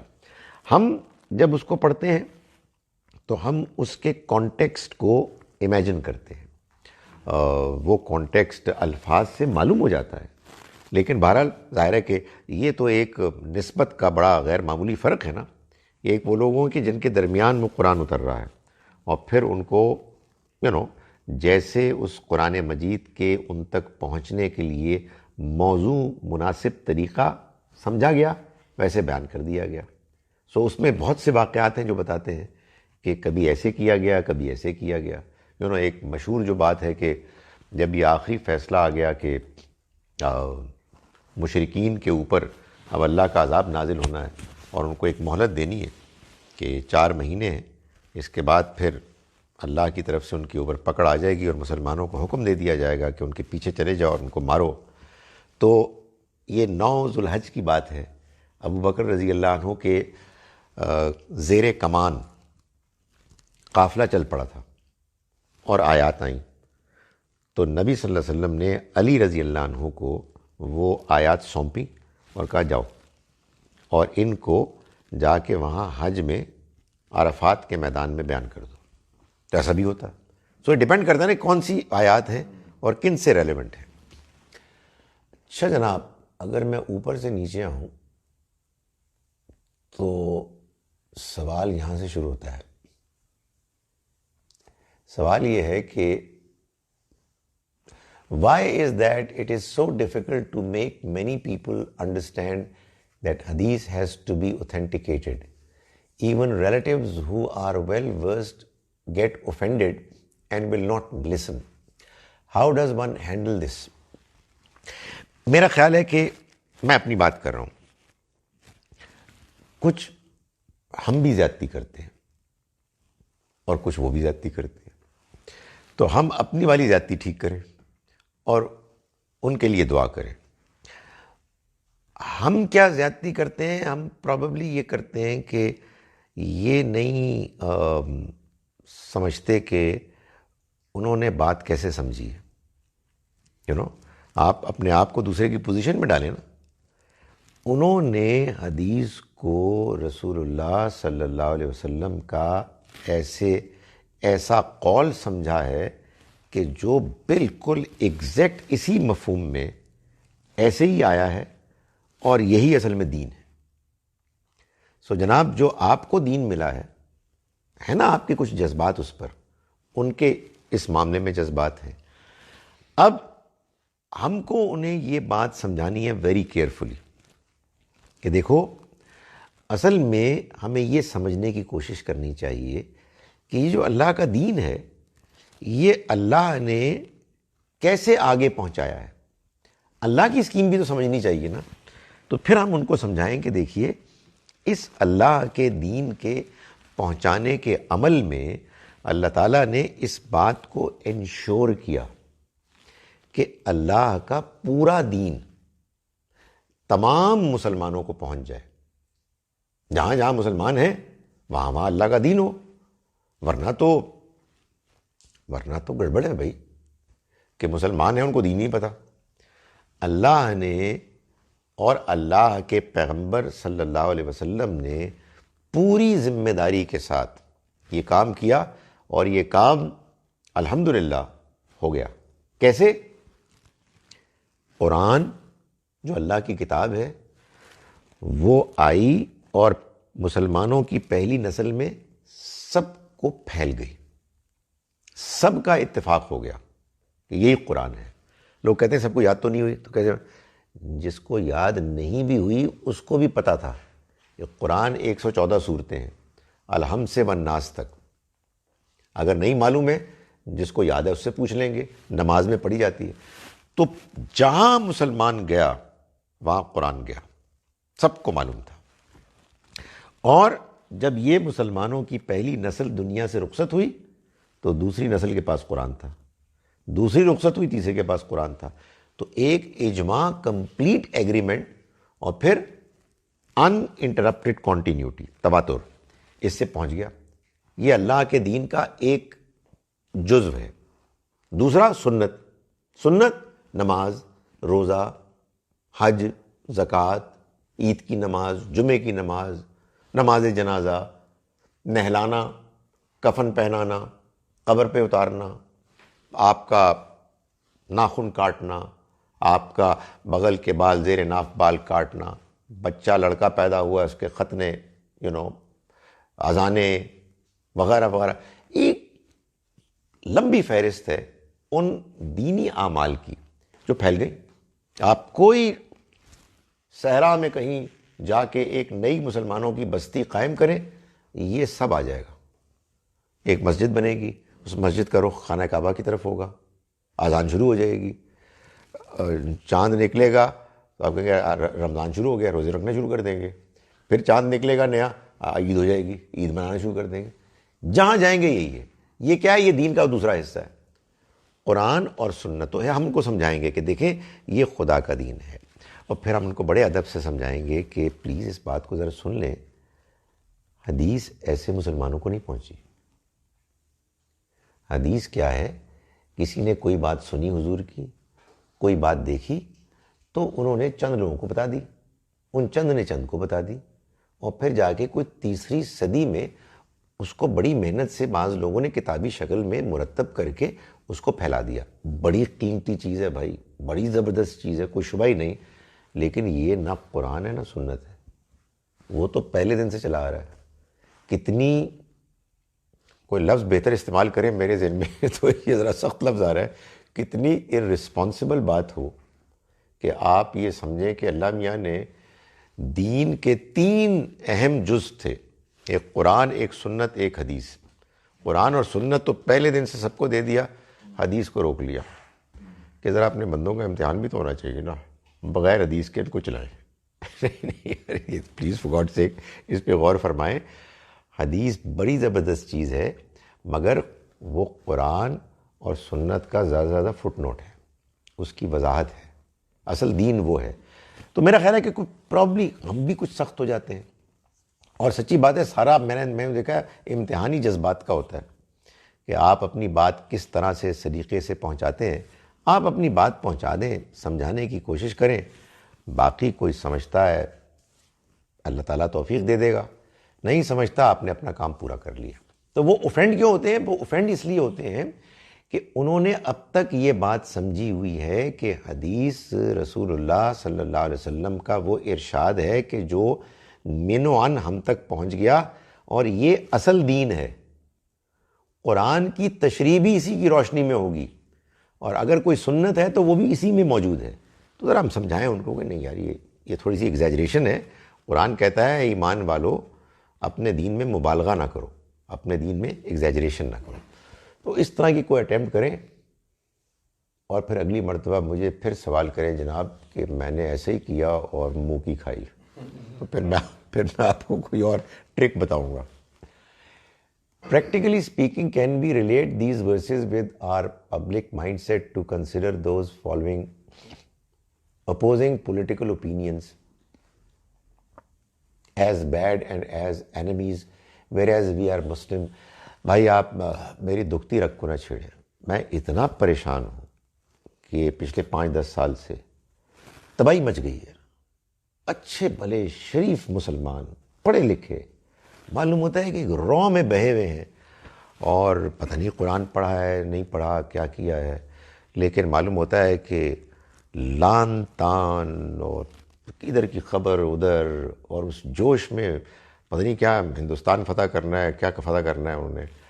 سو یہ بات صحیح ہے، میرا یہ خیال ہے کہ اگین وہی بات ہے کہ مجھے تمیز سے بات کرنی چاہیے تاکہ لوگ اوفینڈ نہ ہوں، مگر یہ بات صحیح ہے آپ کی۔ اس لیے میں کہتا ہوں کہ یار بہت مشکل چیز ہے آنیسٹلی سیاست، یعنی اس میں آدمی اگر کرے تو بہت ہی کیئرفل ہو۔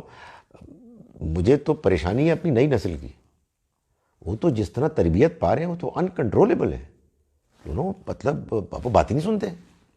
جو بات ان کو کوئی ایک بندہ بتا دیتا ہے یا دوسرا بتا دیتا ہے، ان کے لیے وہ حرف آخر ہے۔ تو یہ قرآن کہاں جائے گا بھائی؟ قرآن مجید کو بھی تو آپ نے کوئی اہمیت دینی ہے کہ نہیں دینی؟ اس میں اللہ تعالیٰ یہ فرما رہے ہیں کہ بھائی صاحب آپ جب تک کہ بات کی تحقیق نہ کر لیں، آپ اس کو نہ خود مان سکتے ہیں نہ آگے پھیلا سکتے ہیں۔ تو آپ کہیں گے کہ پھر ہم ایسے ہی بنے بیٹھے رہیں۔ میں آپ سے گزارش کروں، میں ہمیشہ یہ کہتا ہوں اپنے دماغ کا ایک بہت بڑا حصہ اس کی ایک لائبریری بنائیں، اور اس میں بہت ساری فائل رکھیں، اور ہر فائل کا ایک ہی ٹائٹل ہو، آئی ڈونٹ نو، مجھے نہیں پتا یہ ٹھیک ہے نہیں، آئی ہیو نو آئیڈیا۔ جب پتہ لگ جائے کنفرم کر لیں، پھر مسئلہ ہی کوئی نہیں۔ لیکن جب پتہ نہیں لگا اس وقت تک وہ آپ اپنی اس لائبریری میں اس کو ڈالیں، جس لائبریری کے بعد لکھا ہو آئی ڈونٹ نو۔ تم نے بتا دیا ہے، میں تمہاری بات کو غلط نہیں کہہ رہا، مگر I don't know, I can't confirm it یار۔ اور جب میں کنفرم نہیں کر سکتا تو میرے دماغ سے میرے دل میں آئے گی نہیں۔ بھائی میں آپ سے اللہ معاف کرے نفرت کر رہا ہوں ایک بات کی وجہ سے، اور وہ بات آپ کی ہے ہی نہیں، تو کتنے افسوس کی بات ہوگی۔ اور کل جا کے میں آپ کے اوپر چیخنا شروع کر دوں، اوکے یار ذرا پانی پئیں، ذرا بات تو میری سن لیں، میں نے آپ کی باتیں نہیں سننی، بالکل آپ کی باتیں، تو اس کے بعد کیا ہو سکتا ہے یار؟ People are angry at what? پتہ ہی نہیں بیچ میں. بھائی غصہ بعد میں کر لیں, پہلے غلطی سمجھاؤ نا. سو یہ ایک مسئلہ ہے, ایک ٹریجڈی ہے. اللہ کرے کہ ہمارے لوگ کسی موقع پر ہوش میں آئیں. میں تو بڑا خوش ہو رہا تھا یار خدا کے واسطے کہ ایک الیکشن ہوا ہے, اس کے بعد ایک فیصلہ ہوا ہے, نئی حکومت آئی ہے, اب ٹھنڈے پڑ جائیں گے. معلوم ہوا کہ وہ ٹھنڈے کیا پڑ گئے, جوش اور بڑھ گیا. تو نہیں یار نہیں, یہ بہت نقصان کی چیز ہے. یہ دین کا نقصان ہے, یہ اخلاق کا نقصان ہے. ہم ایک قوم ہیں, ہم کٹ نہیں سکتے, ہم ٹوٹ نہیں سکتے, ہم پھٹ نہیں سکتے. ہمارے اندر خامیاں ہیں, ہمارے اندر خرابیاں ہیں. ہم ایک دوسرے کی اصلاح کریں گے, ہم ایک دوسرے کے لیے دعا کریں گے, ہم غلطی پوائنٹ آؤٹ بھی کریں گے. لیکن یہ جو بات آپ نے بیان کی ہے یہ واقعی ایک مسئلہ ہے. اللہ تعالیٰ کو تعصب پسند نہیں, لیکن پاکستانی مسلمان دوسرے مذاہب کے ماننے والوں کے بارے میں بے حد متعصب ہیں. تو ایسے متعصب ماحول میں کیا غیر مسلموں کی حق تلفی نہیں ہو رہی ہے؟ آپ نے ایک دوسرا مسئلہ چھیڑ دیا. میں تو ابھی پہلے کو رو رہا تھا.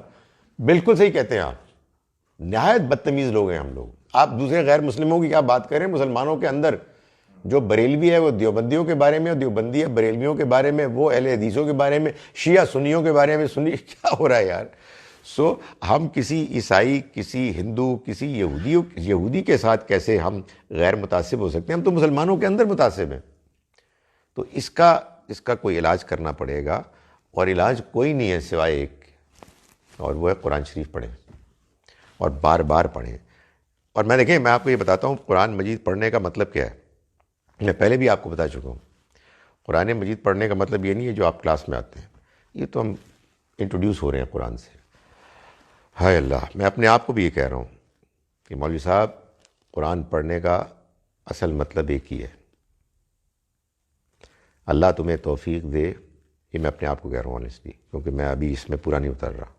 اللہ تمہیں توفیق دے تو تم روزانہ کوئی ایک وقت نکالو, آئیڈیلی اللہ سے توفیق مانگو, دعا کرو, گڑ گڑاؤ.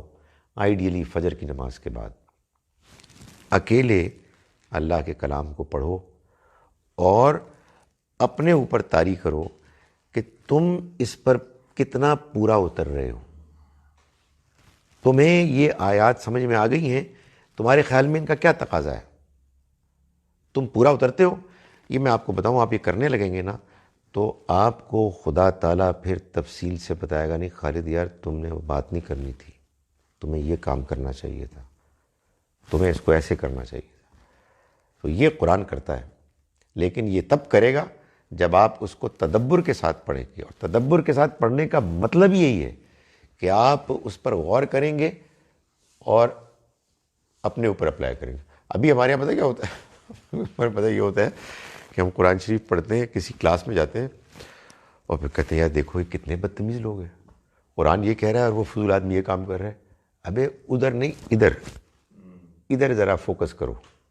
وہ جو کر رہا ہے وہ اللہ جانتا ہے, اس کو بھی آپ نے دعوت دینی ہے, لیکن آپ اپنے آپ کو دیکھیں.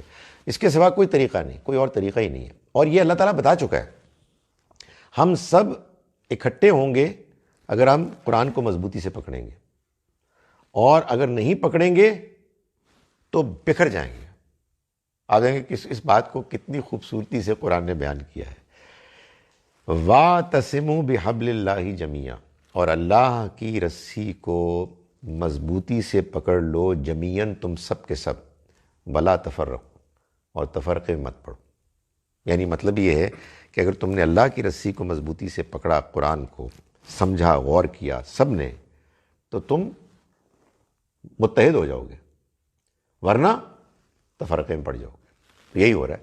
اب ہمارے یہاں کیا ہے, جو تفرقے ہیں وہ کہیں کوئی تاریخ میں کوئی واقعہ ہوا ہے, کوئی فلاں مولوی صاحب نے کوئی بات کر دی ہے, کوئی فقہ میں کوئی مسئلہ ہے. قرآن شریف تو تلاوت اور ایصال ثواب کے لیے, یہی اس کا ہے صرف. تو اس کے نتیجے میں کیا ہو سکتا ہے سوائے اس کے کہ جو فوت ہو چکے ہیں ہو سکتا ہے ان کو فائدہ ہو رہا ہو. ویری ویل ڈن یار, اب بڑی مہربانی, آپ یاسین شریف میرے لیے پڑھ رہے ہیں. کوئی فائدہ نہیں ہو رہا ان کو, میں بتا رہا ہوں. یہ اس لیے ہے ہی نہیں, ایصال ثواب کچھ ہوتا ہی نہیں ہے. Maybe in Lahore you can make my relatives understand this. آپ مجھے انوائٹ کریں اور اس میں کچھ چائے شائے مجھے پلائیں, تو ہو سکتا ہے کہ میں کچھ کرنے کے لیے سوچوں.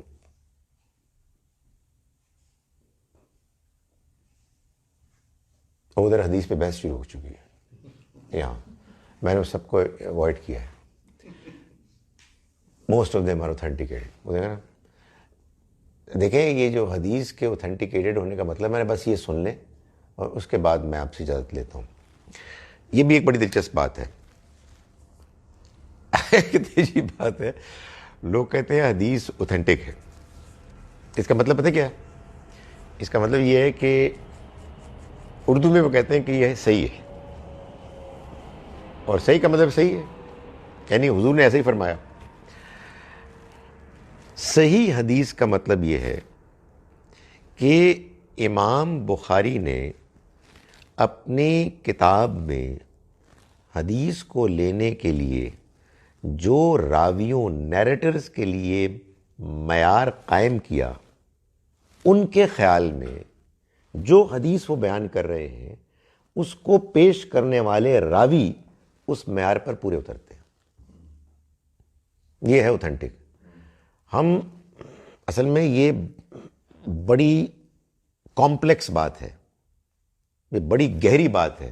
ہم ایک جملہ بولتے ہیں اوتھینٹک، اس کا مطلب یہ باقی رسول اللہ نے فرمایا. نہیں جناب، محتاط علماء ہمیشہ یہ کہتے تھے حدیث بیان کرنے کے بعد او کما قالا، یا پھر جو حضور نے فرمایا. یہ اوتھینٹک حدیثوں کے اندر مسئلے ہوتے ہیں کہ ایک حدیث ایک بات کہہ رہی ہوتی ہے، دوسری حدیث اس سے مختلف بات کہہ رہی ہوتی ہے. بعض اوقات ایسا ہوتا ہے کہ انکمپلیٹ اور کمپلیٹ کا مسئلہ ہوتا ہے. مثلاً میں بار بار وہی مثال دیتا ہوں کہ بخاری میں حدیث ہے، یہ حدیث ہے پوری حدیث. پوری حدیث کیا ہوتی ہے؟ ایک پوری سٹیٹمنٹ امام بخاری نے بیان فرمائی ہے اپنے راویوں کے اوتھینٹک ہونے کے ساتھ کہ رسول اللہ صلی اللہ علیہ وسلم نے فرمایا کہ جو مرد اپنے پائنچے کو تہمت کے یا آپ کہیے شلوار پاجامے کے ٹخنوں سے نیچے کرے گا تو ٹخنوں وہ حصہ ٹخنوں سے نیچے پالا وہ آگ میں جائے گا. یہ پوری حدیث ہے. ٹھیک ہے. اس پر بہت سے مسلمان مرد عمل کرتے ہیں. آپ کو معلوم ہے بہت سی مسجدیں ایسی ہیں جس میں مولوی صاحب کہتے ہیں جی ٹخنا پہلے اتے کرو، اس کے بعد نماز شروع ہوگی. بخاری کی اسی کتاب میں اسی چیپٹر میں ذرا آگے ایک اور حدیث ہے جس میں یہ بیان کیا گیا ہے کہ رسول اللہ صلی اللہ علیہ وسلم نے فرمایا کہ جو شخص اپنے پائنچے کو اپنے ٹخنے سے نیچے تکبر کے ساتھ کرے گا تو اس کا وہ حصہ آگ میں جائے گا. یار بات ہی بالکل مختلف ہو گئی. ایک ذرا سے ٹکڑے کو پچھلے راوی نے omit کر دیا. بھائی وہ بڑے دیانتدار تھے، سارے بہت دیندار تھے، بڑی اچھی میموری تھی، مگر یہ کیا غضب ہو گیا، وہاں تکبر غائب ہو گیا اور مشہور ہو گیا. اسی حدیث کے چیپٹر میں دوسری جگہ تکبر آیا تو بات معلوم ہوئی کہ حضور کی پوری بات یہ تھی. اس سے آگے چلیں اسی چیپٹر میں ایک تیسری حدیث آتی ہے جس میں ابو بکر رضی اللہ عنہ فرماتے ہیں، حضور سے شکایت کرتے ہیں کہ میری تہمت تو اوپر، میری تہمت نہیں ہوتی، اوپر سلپ ہو جاتی ہے، اور میں سلام کرتا ہوں حضرت ابو بکر کو، انہوں نے میری بھی پرابلم بیان کر دی ہے. بڑھاپے میں اکثر مردوں کے ساتھ یہ پرابلم ہو جاتی ہے کہ وہ شلوار جیسی تہمت جیسی چیز پہنتے ہیں وہ سلپ ہو جاتی ہے. تو حضور نے فرمایا کہ تمہارے لیے ہے بھی نہیں، اٹس ناٹ فار یو، یہ تو تکبر کی وجہ سے تھا. میں اس کا مطلب یہ لیتا ہوں کہ آپ اپنی زندگی میں، قرآن نے کہا نا کہ تکبر والا شخص جنت میں نہیں جا سکتا، حدیث میں بھی یہی آیا. آپ اپنی زندگی میں، لباس میں، سواری میں، گفتگو میں، ہیئر سٹائل میں، کالرز کے اوپر کرنے نیچے کرنے میں جب تکبر لائیں گے تو وہ تباہی ہے. یہ اس کا حدیث کا مطلب تھا.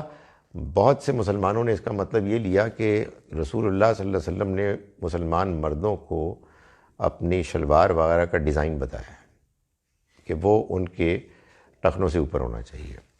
تو دیکھیں یہ مسئلے ہیں. میں صرف ایک مثال دے رہا ہوں، میں آپ کو مثالوں پر مثالیں دے سکتا ہوں. تو یہ بڑی اوور سمپلیفیکیشن ہوتی ہے جو لوگ بیان کرتے ہیں. اور جب میں آپ کو بتاؤں، جب یہ کہتے ہیں نا کہ وہ اوتھینٹک ہے، اس کے بعد قرآن نہیں پڑھا جائے گا، اس کے بعد وہاں سے دین لیا جائے گا. اور قرآن کو آپ پڑھیں گے ثواب کے لیے اور معلومات کے لیے. تو میرا خیال ہے کہ اس کو سمجھتے رہنا چاہیے، حدیث ضرور پڑھنی چاہیے، لیکن لازماً قرآن کی روشنی میں پڑھنی چاہیے، ورنہ آپ کو پھر کوئی اور دین سمجھ میں آئے گا. اب اس کی بڑی تفصیلات ہیں جس میں آپ اپنے گھر میں تصویریں نہیں لگا سکتے، موسیقی کی آواز آئے گی آپ کان میں انگلیاں ڈال دیں وغیرہ وغیرہ، بہت ساری چیزیں آپ کو معلوم ہوں گی. یہ دین ہے، جب پورا قرآن پڑھ جائیے کچھ بھی نہیں ہے. جو باتیں ہیں وہ باتیں اپنی جگہ پہ ٹھیک ہیں، لیکن قرآن کے کانٹیکسٹ میں جب آپ سمجھیں گے تب آپ کو سمجھ میں آئے گی. اقول قولی ھذا واستغفر اللہ لی ولکم. وہ انہوں نے